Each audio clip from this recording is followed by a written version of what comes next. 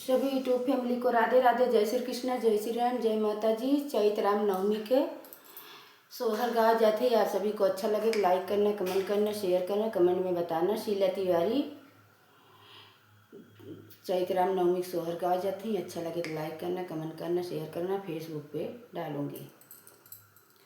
चैत ही कई राम नवमी तरम जगिरो पाई हो बहिनी बिनु रे शीतल जगी सुनी कलश के न गोठइयो बहिनी बिनु रे शीतल जगी सुनी कलश के न गोठइयो सोने के खरंगा श्री रामचंद्र गुरु के महल गए हो गुरु जी तो कहल सीता मनी हई माना इले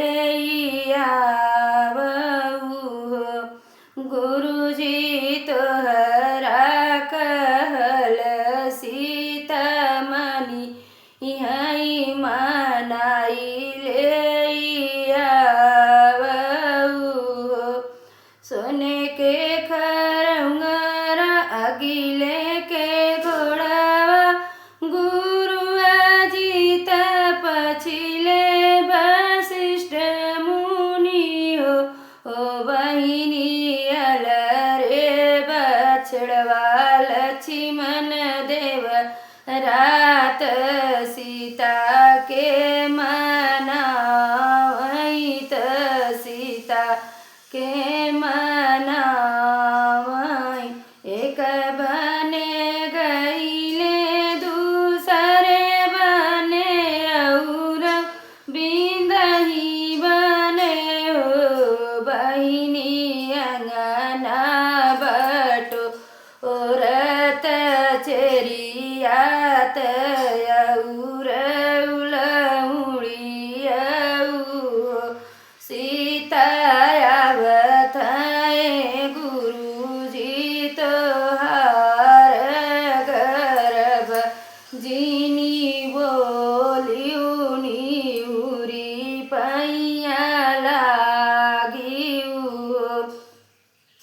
अमवा के कठवत मंगाई सीता सरज के जलवाई हो सीता मली माली पहुआ पखार चरण धोई पी चरण धोई पी हो तनिया किली तोहरे सीताया किलिया नयाग हरी हो सीता फेरी से तू चलती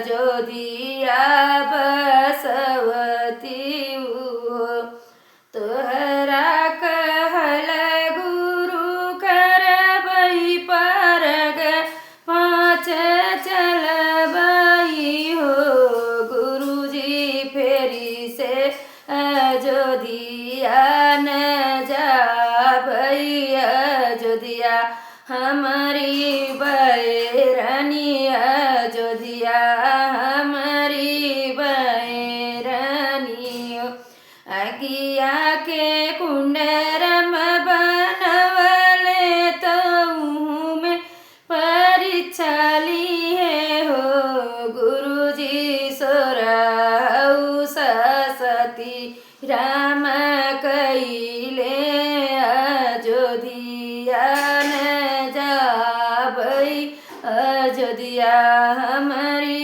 बैरनी हो पटी जा तू ही धरती मैया समाई हम जाईती समाई हम जाईती हो मई फेरी से अयोध्या न जाबई, अयोध्या हमारी बैरानी, अयोध्या हमारी बैरानी हो।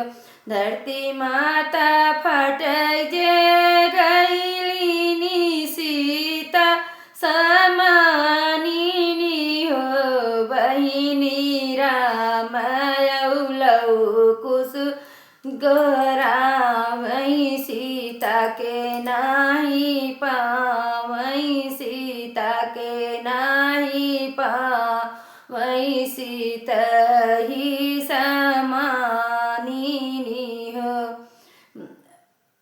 सभी को राधे राधे, जय माता जी। अच्छा लगे तो लाइक करना, कमेंट करना, शेयर करना।